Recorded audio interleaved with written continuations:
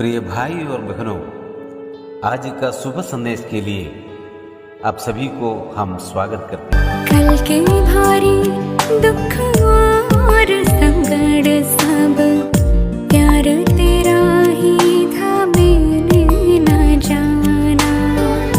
कल के भारी दुख और संकट सब प्यार तेरा ही था मैंने न जाना।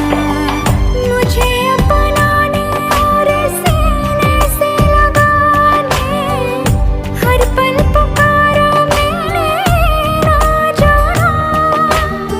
मुझे अपनाने और सीने से लगाने हर पल पुकारा मैंने ना जाना। कितना सुंदर ईश्वरीय प्रेम, इतने प्रेमी ईश्वर का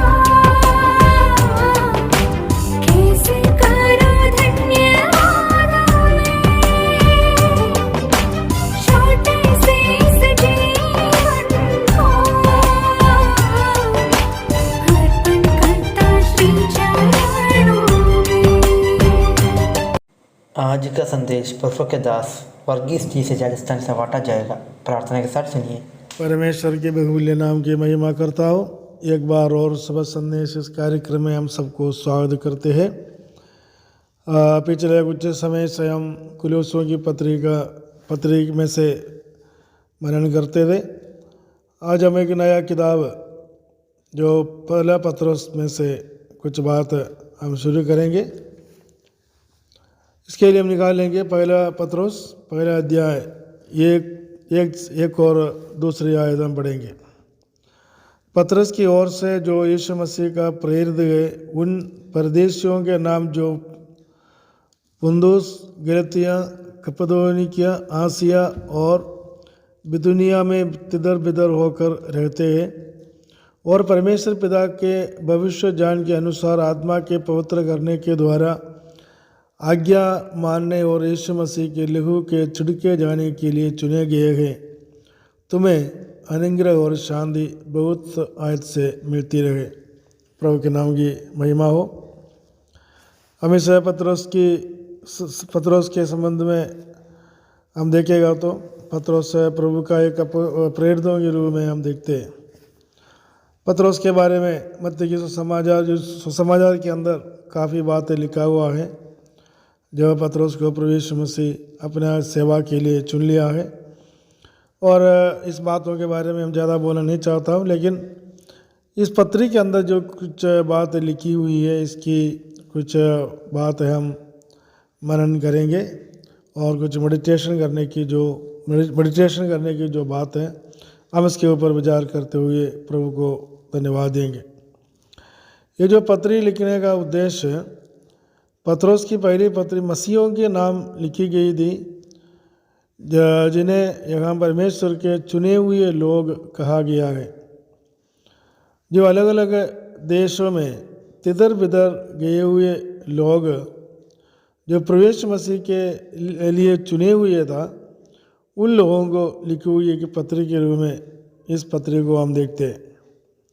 उसके पहले आयत में भी लिखा हुआ है अलग अलग देश में वे लोग तिधर बिधर हो गए थे। ये कब हुआ था? प्रवेश मसीह का क्रूस की मृत्यु के बाद विश्वासी लोग भी अलग अलग जगह में तिधर बिधर हो गया। प्रेरित लोग भी इस प्रकार अलग अलग जगह में सेवा के लिए निकला, ये बात हम जानते हैं। और तिधर बिधर गए हुए लोगों को पत्रोस से पत्री लिख कर के कुछ बात उनको याद दिलाता है। क्या क्या बात याद दिलाता है? इस पत्री का 3 उद्देश्य हम इस दूसरे आयत के अंदर हम देखते हैं कि जो पत्रोस अपने विश्वासियों को ये बात बताते।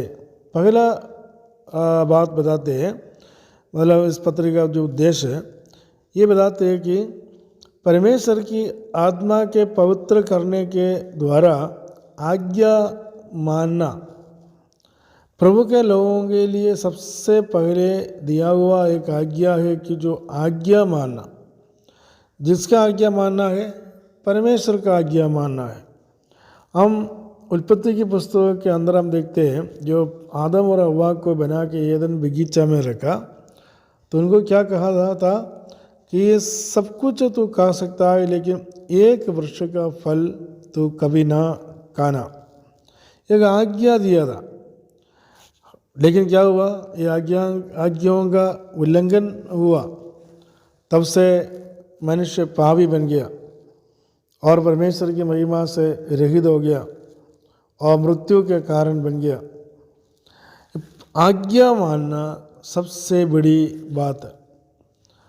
वो तो हम ना केवल आत्मिक जगह में नहीं है, हर जगह में, एक परिवार में भी है, एक ऑफिस में भी है, एक स्कूल में है, यहाँ तक हम रोड में चलता है, यहाँ तक एक समाज में रहते हैं, हर जगह में आज्ञा का पालन करना, ये आज्ञा मानना बहुत ज़रूरी है। खास तौर से परिवार में ये बहुत ज़रूरी है। परिवार की मुखिया की आज्ञा सभी लोग मानना ज़रूरी है, बच्चे लोग मानना ज़रूरी है। माता पिता का आज्ञा बच्चे लोग मानता है तो उस परिवार में बड़ा आशीष परमेश्वर से मिलता है। आज्ञा मानना बहुत बड़ा एक आज्ञा, परमेश्वर के वचन में से लिखी हुई एक बहुत बड़ा एक कमांडमेंट है। जो जहाँ आज्ञा नहीं माना जाता है वहाँ लोग परेशान हो जाती है, तितर बितर हो जाती है, जहाँ तक बहुत मुश्किल है उनका जीवन आगे बढ़ाना। आज्ञा मानना बहुत ज़रूरी है। परमेश्वर वचन में भी साफ तौर पर हम देखते हैं कि परमेश्वर का आज्ञा मानना एक प्रभु का दास लोगों के लिए, सेवा करने वालों के लिए यही आज्ञा लिखा गया है कि आज्ञा मानना बहुत ज़रूरी है। और इसमें 3 उद्देश्य इस आयतों के अंदर हम देखते हैं कि इस पत्रिका का पहला, परमेश्वर का आज्ञा मानना और पवित्र करने के द्वारा, आत्मा से पवित्र करने के द्वारा आज्ञा मानना। दूसरी जो बात में हम देखते हैं, यीशु मसीह के लहू के छिड़के जाने के लिए चुने गए हैं। चुने हुए लोग, प्रभु के लोग, काय के लिए चुने हुए लोग, एक समाज के लिए चुने हुए लोग नहीं, एक धर्म बनाने के लिए चुने हुए लोग नहीं, एक साम्राज्य बनाने के लिए चुने हुए लोग नहीं, कोई भी संस्था बनाने के लिए चुने हुए लोग नहीं, लेकिन यीशु मसीह का पवित्र लहू के द्वारा छिड़के जाने के लिए चुने हुए हैं। इसका मतलब प्रभु यीशु मसीह का लहू से पापों का प्रायश्चित मिलने के लिए चुने हुए लोग, ये हमारे लिए दिया हुआ एक सौभाग्य। ये हर कोई, हर जगह में, हर किसी को नहीं मिल सकता। जहाँ तक क्रिश्चियन हो, जहाँ तक मसीह के यीशु मसीह को जानते हो, जहाँ तक आराधना करते हो, जहाँ तक परमेश्वर का सेवा करते हो, परमेश्वर के लोग ऐसा मानते हो या प्रभु का नाम लेते हो, ये लोग जब तक यीशु मसीह का लहू के छिड़के नहीं जाएगा तब तक वो किसी का प्रभु के द्वारा चुना हुआ लोग नहीं है। यीशु मसीह इसलिए लोगों को चुनाते हैं कि यीशु मसीह का लहू के द्वारा छिड़के जाने से पापों का प्रायश्चित मिलते हुए परमेश्वर का संतान बन जाए।